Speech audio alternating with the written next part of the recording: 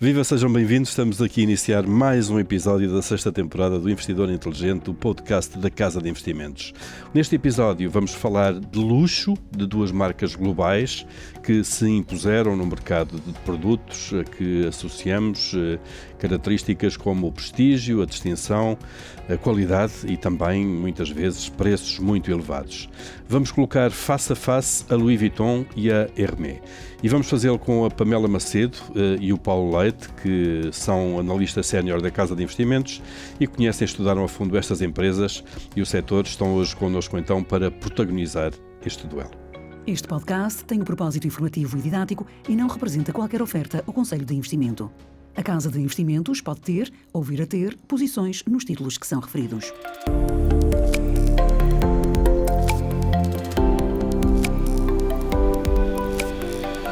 Pamela, Paulo, bem-vindos mais uma vez. Vamos começar pela história destas duas casas, começando pela Hermès. Sim, olá Paulo. A Hermès tem uma história relativamente simples. Foi fundada em 1837 por Thierry Hermès. E na altura o Thierry era um fabricante de selas de equitação, ou seja, ele fazia selas para cavalos.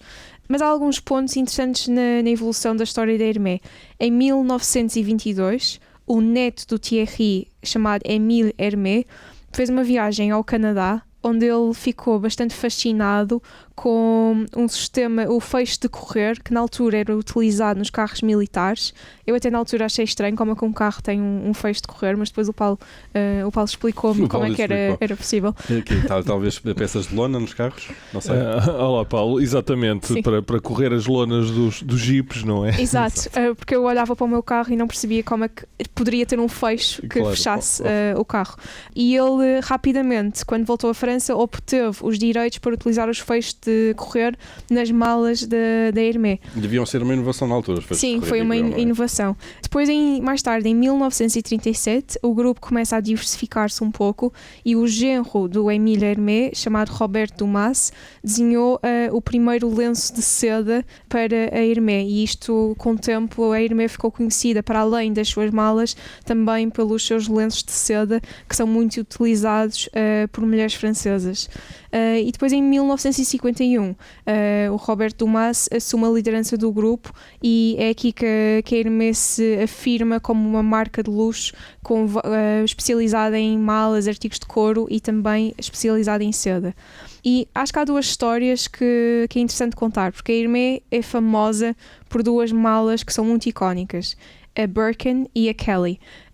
A mala Kelly é o primeiro grande sucesso da Hermès. O Robert Dumas tinha desenhado a mala já nos anos 30, mas foi só em 1956 que a mala se tornou num grande hit mundial após a Grace Kelly ser fotografada a utilizar uma destas malas.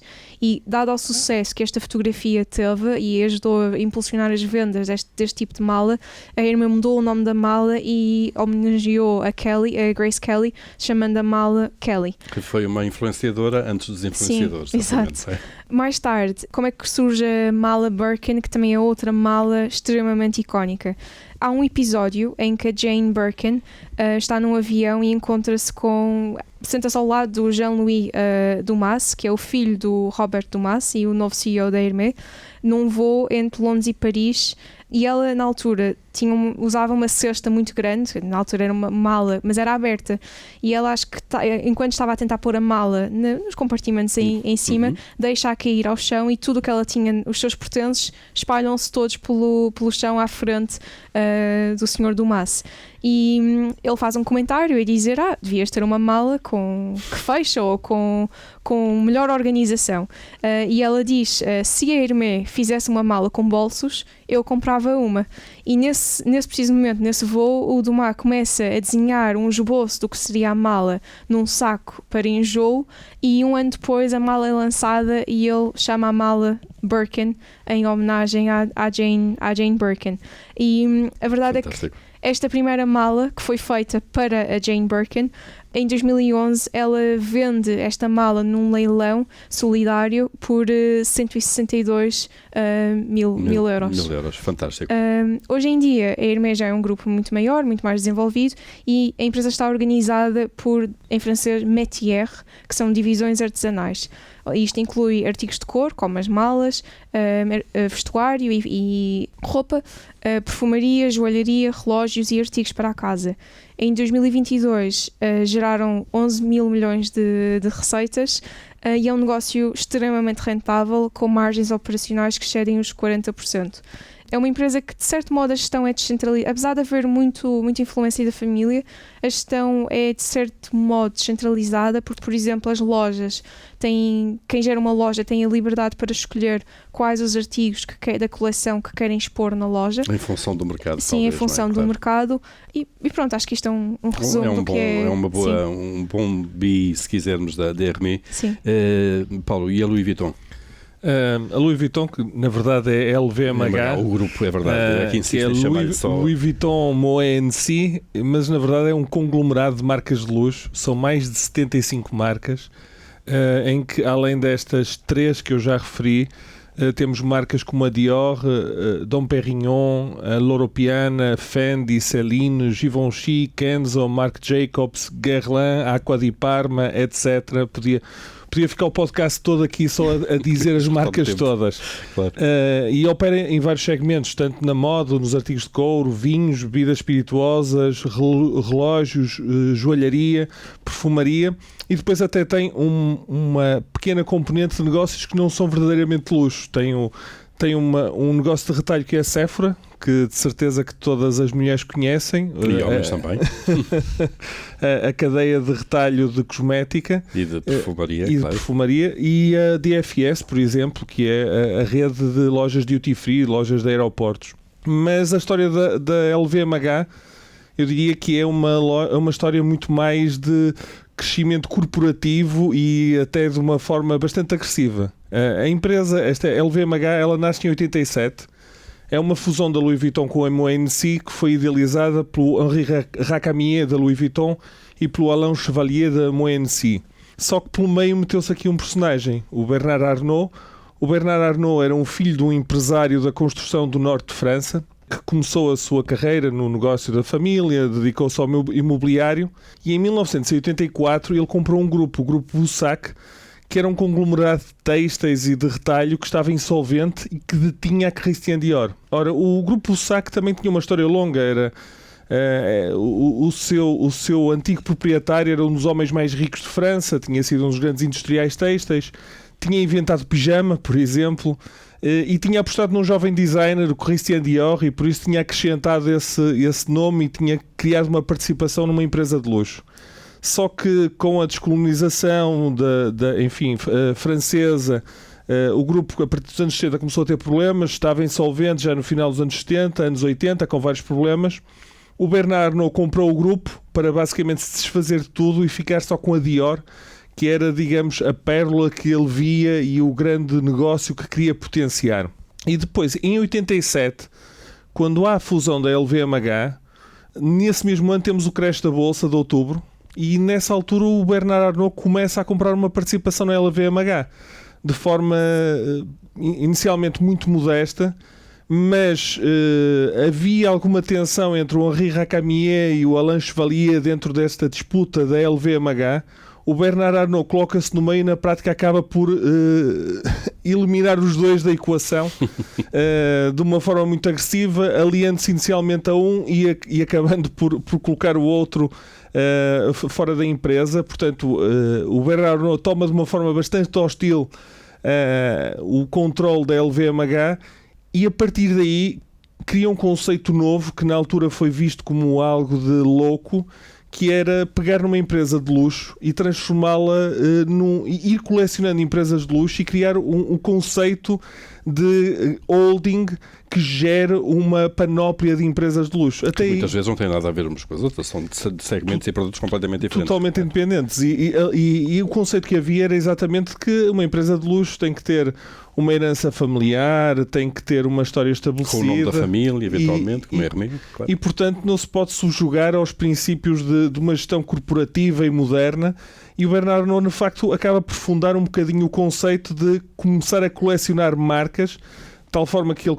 compra a Kenzo em 93 por 80 milhões, depois em 97 compra a Marc Jacobs e coloca o próprio Marc Jacobs a assumir a direção criativa da Louis Vuitton, e ele próprio acaba por saber gerir muito bem, rodear-se de excelentes quadros diretivos nas empresas, mas também de conseguir captar o talento e dar espaço ao talento criativo para desenvolver estas marcas e para estimular este crescimento.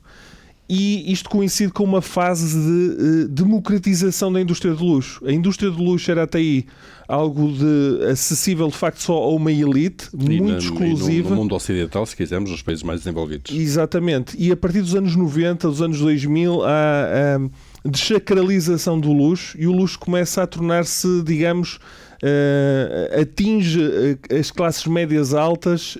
Há também, obviamente, uma expansão e um crescimento daquilo que são as grandes fortunas e a capacidade de adquirir luxo, e isto dá de facto um espaço de crescimento à LVMH, que de tal forma que ela hoje tem mais de 20% daquilo que é o mercado de luxo, de bens de luxo globais. A empresa foi crescendo por várias aquisições, a Bulgari, por exemplo, em 2011, ainda recentemente em 2020 comprou a Tiffany, e falhou 2 aquisições hostis que eram, digamos, teriam sido 2 ativos importantes para o Bernard Arnault. Uma foi a Gucci no início deste século, em que ele esteve numa batalha que acabou por vender as ações à família Pinault, do grupo PPR, que acabou por formar outro grande conglomerado de luxo, que é a Kering. E mais recentemente, há uma década, tentou comprar a Hermès, portanto, outra empresa que nós temos aqui, também numa ação bastante hostil. Eu diria que o Bernard Arnault colecionou vários inimigos ao longo de todo este processo, dada a sua atitude. E deu muito trabalho ao regulador francês, que provavelmente deve ter sido o empresário que mais trabalho deu à Comissão de Mercados francesa ao longo destas décadas. E a Autoridade da Concorrência lá de sítio. Claro. Exatamente por causa da forma hostil como foi tentando crescer o grupo e tomar participações. Muito bem, estamos então a falar aqui de dois grupos que guardam, se quisermos, marcas de luxo. O que é que define uma marca de luxo e em que medida é que isso constitui de facto uma vantagem competitiva, Paulo? Bem, nós podíamos construir aqui uma definição de luxo. Eu não vou querer ser tão... Mas as pessoas conhecem o conceito. Eu penso que as pessoas têm noção. O luxo vem do latim de luxus, que é fausto, opulência, magnificência, mas acima de tudo é marcado por uma série de fatores e que as pessoas identificam, associam a produção artesanal a uma herança, a uma história, e a escassez a algo que não é acessível a toda a gente, que só é acessível a determinados grupos, a determinadas elites. E por isso o luxo tem 2 componentes. Tem uma componente pessoal, as pessoas obviamente compram luxo para si, mas tem acima de tudo uma componente social, que é o luxo é uma forma de estratificação social e de criar o desejo simbólico de pertencer a uma classe superior. Claro. Permite a uma pessoa de alguma forma manifestar a sua pertença a uma determinada elite, a um determinado grupo social. E por isso o luxo resulta, acima de tudo, de um consenso social. E eu aqui até gosto muito de citar o Pat Dorsey, que foi o Head of Research da Morningstar. Ele elencava 3 tipos de marcas, definia as marcas em 3 grupos. Por um lado, aquelas que nos reduzem os custos da procura, como a Gillette, que enfim, eu estou contente com esta marca, sei que esta marca é competente e funciona, é acessível, está a mão. Exatamente. Claro. Acho que conferem legitimidade, que é, por exemplo, uma Moody's, uma S&P, que colocam a sua marca num estudo de rating e que é reconhecido por toda a gente. E depois há aquelas que criam valor posicional, as marcas de luxo. E esse valor posicional, de facto, precisa de formar consensos sociais que demoram a formar-se. E é daí que vem a importância da herança, do tempo que vai sendo acumulado para criar e dar nome a estas marcas. Sim. O tempo a funcionar aqui, Pamela. Exato. E nem todas as marcas... Existem várias...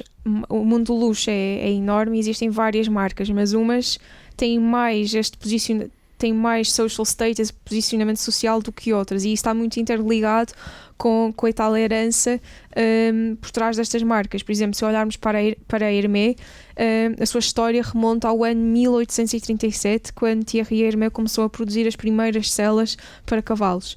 E estas marcas são muito especiais devido exatamente pela sua história e pela tradição que está à volta delas. Muitas foram geridas pela mesma família durante décadas, e há um sentido de orgulho e de uma vontade de querer, um foco muito grande em preservar o valor da marca e cuidá-la para as gerações futuras. E isto é evidente na forma como a Hermès é gerida pela família Dumas. As malas são desenhadas com este objetivo de serem eternas. Uma pessoa compra uma mala Hermès não é para usar e deitar fora, compra uma mala Hermès para cuidá-la e passá-la para a geração seguinte. Elas nunca são eternas. E o consumidor valoriza muito este legado, este engenho artesanal e a autenticidade que está por trás da marca. Por exemplo, a Hermès leva isto ao ponto extremo de não usarem celebridades ou influencers nos seus anúncios publicitários, porque para eles uma mala Hermès é suposto ser eterna, mas o ser humano tem um limite temporal de vida. É verdade. Acho é um exemplo... Sem dúvida, sem dúvida, e é simbólico. Exato. Depois outro ponto, em francês fala-se muito do savoir-faire e do craftsmanship, ou seja, o engenho artesanal, e tanto a Louis Vuitton como a Hermès estão integradas verticalmente, o que as permite, sobretudo no lado de artigos de couro, permite-as controlar a produção de cada artigo, o tipo de materiais que são usados, a sua distribuição e a imagem associada à marca. A maior parte das malas da Louis Vuitton e da Hermès são feitas à mão, são feitas em França e são feitas por artesãos especializados que passam muitos anos a serem treinados e a serem formados para produzirem estas marcas. Muito do conhecimento é passado de geração para geração. É um ofício. É um ofício, exato. Claro. Isso é uma palavra melhor, exato. E este artesão tem de passar por muito tempo de formação até poder tocar e fazer a sua própria mala. E, por exemplo, uma Birkin ou uma Kelly, as tais malas icónicas da Hermès, demoram 48 horas a fazer, e eles têm um princípio de um artesão por mala, ou seja, uma mala é feita do princípio ao fim por um artesão e tem a assinatura do artesão que torna aqui uma coisa especial. Única, praticamente, e única, não é? E portanto não há o conceito de linha de montagem. Sim, e nos relógios também, no caso da LVMH, é parecido. Quando se compram muitas destas marcas de luxo de relógios, as pessoas compram o relógio, não é só para si, é depois um artigo que depois é passado à geração seguinte. E depois também há uma forma de restringir e de criar aqui uma escassez que às vezes há a própria restrição à produção. E aqui o melhor exemplo, por exemplo, é no champanhe. O champanhe tem que ser produzido numa região demarcada que neste momento está muito limitada em termos de capacidade de expansão da área agrícola e, portanto, isto restringe por natureza as quantidades e os volumes que são produzidos. E por isso, no final, o importante facto é que nós temos aqui marcas que têm décadas acumuladas de atividade, não só de publicidade, mas principalmente da presença no imaginário coletivo, que demorou muito tempo a acumular e a criar, e que é um ativo intangível de facto que as defende e que tem o potencial de se estender ao longo do tempo. E uma vez criada de alguma forma uma marca com esse tempo todo, como é que estes grupos conservam, preservam e alimentam o valor dessas marcas? Sim, acho que isto é uma pergunta muito importante e crítica na indústria de luxo, porque por um lado estas empresas estão a crescer a 10% ao ano na última década e naturalmente levanta a questão de o luxo é suposto ser exclusivo, é suposto ter uma escassez associada. Até que ponto este crescimento é sustentável sem correr o risco de destruir a marca? E existe na indústria do luxo, fala-se muito deste paradoxo de vender a exclusividade aos milhões. E o ex-CEO da Hermès uma vez disse que quanto mais desejada uma marca se torna, mais ela vende, mas quanto mais vende, menos desejada se torna. E, portanto, há aqui um paradoxo. Exato. Facto, claro. E isto requer uma gestão muito cuidadosa desta dicotomia. Por exemplo, no caso da LVMH, já tem um volume de negócios acima dos 80 mil milhões e já representa mais de 20% da indústria de bens de luxo pessoais. Por isso, é uma gestão e há aqui algumas estratégias que tanto a Hermès como a Louis Vuitton têm utilizado para tentar preservar esta exclusividade e o valor social das marcas. Em primeiro lugar, as melhores marcas de luxo, como é o caso da Louis Vuitton e da Hermès, nunca vendem a desconto, ou seja, nunca há saldos, nunca há promoções, vendem sempre ao full price do artigo para preservar o valor intrínseco da marca, ou seja, são muito disciplinados no preço. Em segundo lugar, há esta questão de controlar a distribuição dos produtos, ou seja, tanto a Louis Vuitton como a Hermès focam-se muito em vender através de lojas próprias, porque assim conseguem controlar a imagem e o serviço à volta do produto, enquanto que se vendessem, por exemplo, para uma Harrods ou uma Selfridges, aí já eram eles que controlavam a imagem e perdia-se esta ligação ao consumidor. E não controlavam como é que os produtos estão expostos, o tal serviço de atendimento e por aí fora. Muitas das por exemplo, muitas das marcas de luxo, que uma vez eram luxo e que foram perdendo o seu valor aspiracional, como por exemplo a Prada, cometeram o erro de entrar nos canais de wholesale atrás dos volumes e perderam um bocadinho o controle daquilo que significava a marca, tornando-a um bocadinho banal. E a LVMH e a Hermès têm tido muito cuidado nesse aspecto. Outro ponto é o crescimento seletivo, ou seja, apesar destas empresas estarem a crescer muito, é um crescimento seletivo e conseguem fazer isto de duas maneiras. Por um lado, fomentam uma marca de luxo tem que estar sempre a fomentar o valor aspiracional da marca, atraindo novos consumidores, que hoje, por exemplo, consumidores mais jovens podem não ter dinheiro para comprar uma mala, uma Birkin, mas se calhar têm dinheiro para comprar um lenço ou para comprar um batom.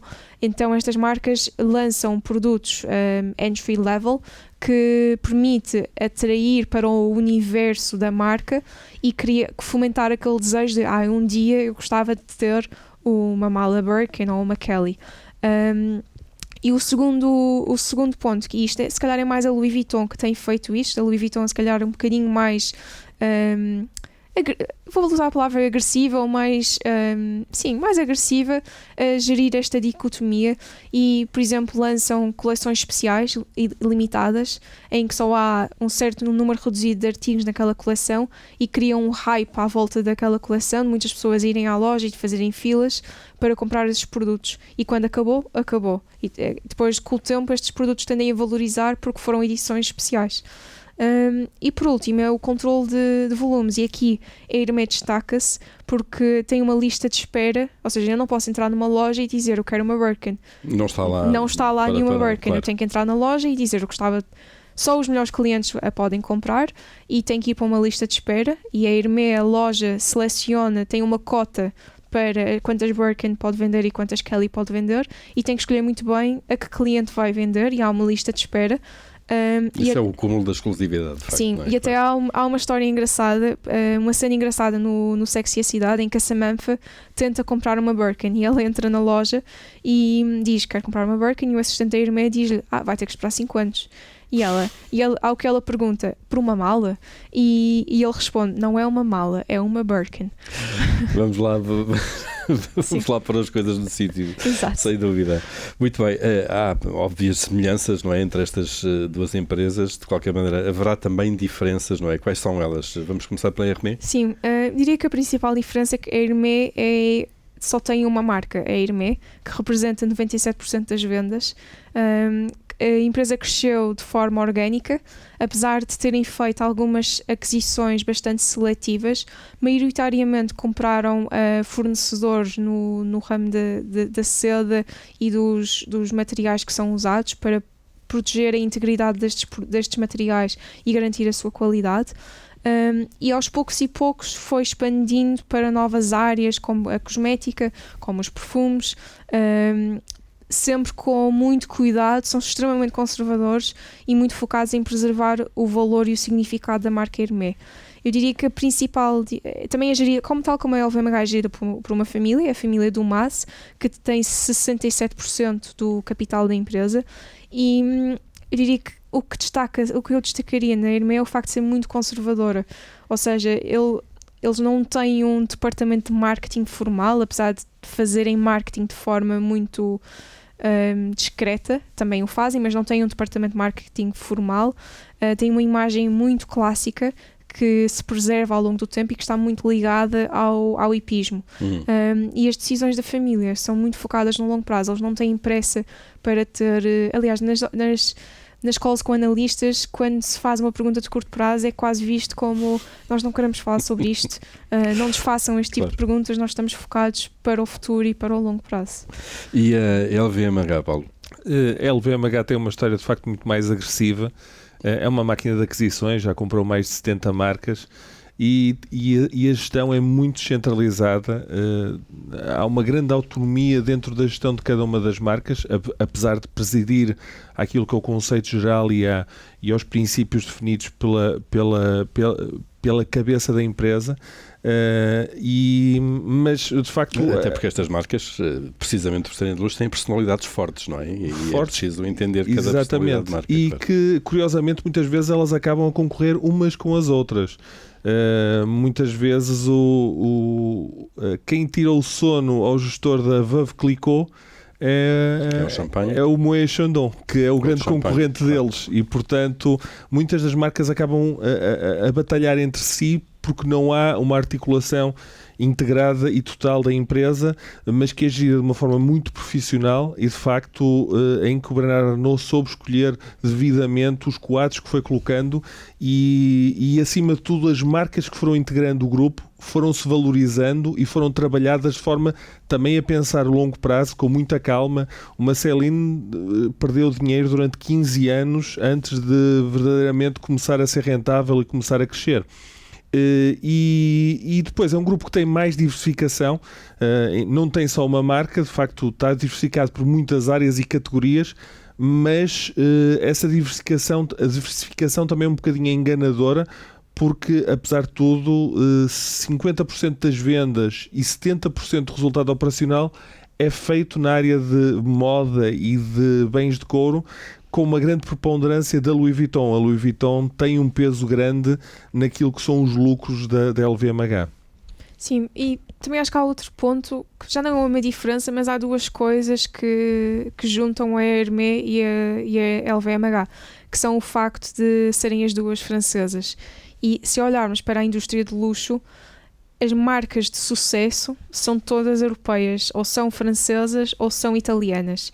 E eu acho que isto deriva um bocadinho do facto dos europeus serem muito mais focados nos valores familiares e muito obcecados com deixar um legado para a geração seguinte, e compreendem este conceito de criar riqueza ao longo de gerações, enquanto se calhar os americanos são um bocadinho mais, querem resultados mais rápidos e há menos famílias a gerir negócios americanos. E são sociedades com histórias muito diferentes em termos de longevidade, não é? O velho continente, os Estados Unidos, uma fundação de poucos séculos. Sim. E diria aí que só uma exceção, que é nos relógios, os relógios são suíços, são uma exceção àquilo que é a tradição francesa e italiana no setor do luxo de bens pessoais. E em termos de cultura há diferenças entre as duas empresas? Sim, acho que como já falamos, sim, de alguma forma já falamos disso. A Hermès é extremamente conservadora, a família Dumas é muito low profile, é muito discreta, não se ouve falar muito da família, não aparecem em artigos de jornal, não dão muitas entrevistas. Há um grande foco na empresa, na autenticidade dos produtos e em preservar o valor intemporal da marca Hermès. O facto de, por exemplo, não haver um departamento de marketing formal, o facto de não usarem muitos influencers, acho que o que caracteriza a cultura da Hermès é ser muito conservadora. Ao contrário da LVMH, não é, Paulo? Enquanto a LVMH corre mais riscos, tem marcas que se dispõem a abraçar novas tendências, tem muitas marcas mais direcionadas para as gerações mais novas, é muito mais agressiva em termos de marketing, nomeadamente tem muito mais relações com influencers, as despesas de publicidade são mais do dobro em percentagem das vendas daquilo que gasta uma RME. E depois o Arnault é alguém muito focado em continuar a construir este império, a desenvolver e crescer o negócio. Ele é apelidado do Lobo de Caxemira e de facto tem uma personalidade muito agressiva. As negociações com ele são sempre frequentemente difíceis, hostis.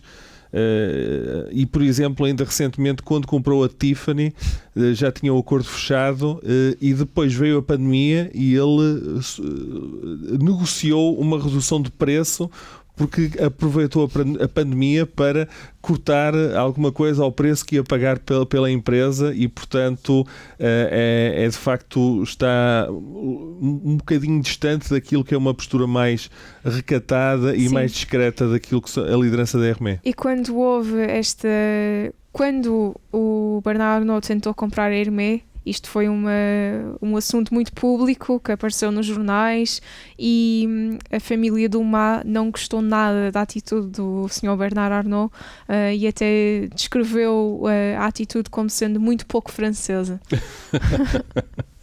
São duas culturas diferentes e duas formas de estar nos negócios muito diferentes, como se vê. Qual é o potencial crescimento destes negócios, que são centenários em alguns casos, não é? E também como é que esta indústria, este setor, reage aos ciclos económicos? De facto, em termos do potencial de crescimento, ele é muito interessante. Desde os anos 90, a indústria de bens de luxo pessoais, e quando eu digo bens de luxo pessoais, estou a excluir os carros, os iates, os aviões, a hotelaria, portanto, que são outro tipo. Estou a falar daqueles bens de luxo que nós compramos para uso próprio, como são os relógios, a joalharia, a moda, as bolsas. E essa indústria de bens pessoais cresceu a cerca de 6% ao ano nos últimos 20 anos de forma muito constante e consistente. A expectativa é de que se mantenha neste tipo de crescimento ao longo da próxima década. Isto porque esta indústria beneficia, por um lado, do desejo natural humano de elevação social, de sinalizar riqueza, mas também beneficia, obviamente, dos movimentos de globalização e, de certa forma, daquilo que também é a distribuição da riqueza e a forma como cada vez mais temos a riqueza concentrada, de forma que há umas décadas tínhamos algumas dezenas de bilionários, hoje são milhares de bilionários. Por isso, isso cria, obviamente, um público que vai sustentando principalmente o crescimento na área de mercados emergentes, e a China foi o grande mercado de crescimento na última década. Em termos daquilo que é os ciclos económicos, isto é um setor cíclico, ele sofre em períodos de recessão, as vendas quebram, mas tipicamente recuperam rapidamente, e em empresas como a Hermès e a LVMH, essas quedas são menores do que vemos na indústria. Tipicamente o luxo, quanto mais elevado for na sua posição, mais resistente é, porque obviamente é o luxo aspiracional aquele que está mais exposto a classes médias altas que sofrem períodos de recessão. E depois das duas, obviamente, a LVMH tem um portfólio mais diversificado, mas vai estar sempre exposta àquilo que é o sucesso da Louis Vuitton. Eu diria que aqui a grande incógnita nos próximos tempos poderá ser a China e como é que a China... Que é um mercado fundamental para estes produtos. Claro. A China está pouco a pouco a crescer, a tornar-se no maior mercado de luxo a nível global e foi afetada pela pandemia e está neste momento mergulhada numa crise, na crise do imobiliário e com um abrandamento económico que poderá colocar algumas limitações àquilo que poderá ser o crescimento da indústria. De qualquer forma, nós vamos ter... o que temos assistido no passado é que sempre que um dos motores abranda, e o Japão já foi um motor nos anos 80, nos anos 90, sempre que um dos motores abranda, outras áreas geográficas acabam por tomar o seu lugar e, de facto, há o potencial de mercados como a Índia, por exemplo, ganharem peso e irem potenciar o crescimento da próxima década. Claro, até porque estamos a falar de marcas globais e as economias, o ciclo económico não está sincronizado, obviamente, entre todas as economias. Depois temos também o e-commerce, estamos a falar, obviamente, aqui de uma área de venda de produtos ao público. Provavelmente não será o setor em que o e-commerce será mais presente. Pamela, como é que o e-commerce afeta esta indústria? Sim, a penetração de vendas online passou de cerca de 12% em 2020 2019 para 22% em 2021 e a partir daí estabilizou. Eu diria que tanto a Louis Vuitton como a Hermès têm investido em e-commerce, mas de uma forma controlada, porque querem manter o controlo do inventário, do preço, da imagem, da distribuição. E têm sido bastante conservadoras, ou seja, no caso da Hermès, é um número muito limitado de produtos que são vendidos no site. Por exemplo, neste momento só há um tipo de mala no site e as malas mais icónicas nem vê-las, isso tem que ser comprado na loja. E esperar por elas? Sim, porque querem manter o toque humano, ou seja, comprar uma mala de luxo não é como comprar uma peça de roupa na Zara. Há uma experiência à volta desta compra. A pessoa vai à loja, passa pelo menos 1 hora na loja a falar com o assistente, é-lhe apresentado o produto, há todo o processo de unboxing, de olhar para falar sobre o que é especial naquela mala. Conservação. Sim, normalmente também oferecem champanhe ou algo para comer. Não é comprar um produto, Sim, é uma experiência. Exato, é tudo uma experiência. E o online retira um bocadinho essa experiência, por isso é que têm sido bastante conservadores. E é por isto que plataformas online como a Farfetch têm tido alguma dificuldade nesta área do que é o luxo high-end, como a Louis Vuitton e a Hermès, porque estas marcas não querem estar presentes numa plataforma terceira, retira-lhes um bocadinho o controlo, já não conseguem controlar a imagem, a experiência, o preço, e é algo que elas têm lutado um bocadinho contra. Ou seja, eu acho que o e-commerce acabou por beneficiar as marcas próprias e não plataformas terceiras. Multimarca, sim, claro. Exato. E elas veem o online simplesmente como mais uma janela para mostrar de forma seletiva o seu portfólio. Chegados aqui, quase no fim do nosso episódio, há uma conclusão para isto? Estamos perante 2 empresas que são negócios excepcionais ou não? Sim, eu acho que é exatamente isso. São 2 negócios excepcionais, têm vantagens competitivas que são extremamente difíceis de replicar, porque são marcas, muitas delas centenárias, que têm este legado, têm este craftsmanship, este savoir-faire associado a uma identidade muito forte. No caso das bebidas espirituosas, é praticamente impossível a replicar, porque há aquela denominação geográfica e é preciso, no caso do conhaque, é preciso muitos anos para maturar o produto em barris. Ou seja, para alguém tentar replicar uma marca seriam precisos anos e anos e anos, muito dinheiro, e achamos que isso é muito difícil desrompê-las. Também são negócios que são geridos de forma diferente, são culturas diferentes, mas cada uma tem algo especial e tem resultado de acordo com o tipo de empresa que estamos a falar. E têm perspectivas de crescimento também bastante atrativas, ou seja, são negócios excepcionais. Neste caso, a Casa de Investimentos tem neste momento uma posição na LVMH, porque achamos que tem uma valorização mais atrativa, mas também consideramos a Hermès um negócio excepcional. Muito bem, Pamela Macedo, Paulo Leite, obrigado a ambos mais uma vez por nos terem apresentado e feito aqui este face a face entre a LVMH e a Hermès. Olhamos aqui para este mercado global de luxo. Já sabe, este podcast Investidor Inteligente da Casa de Investimentos não tem propósito de fazer nenhuma oferta de títulos ou de conselhos de investimento. A Casa de Investimentos, já o dissemos também, pode estar ou não investida nestes títulos, neste caso está num, mas isso é indiferente obviamente para o relato que aqui fazemos, neste caso, destas 2 empresas. Fica aqui este episódio da 6ª temporada. Voltaremos brevemente com mais um setor, mais uma empresa, mais um negócio. Até lá.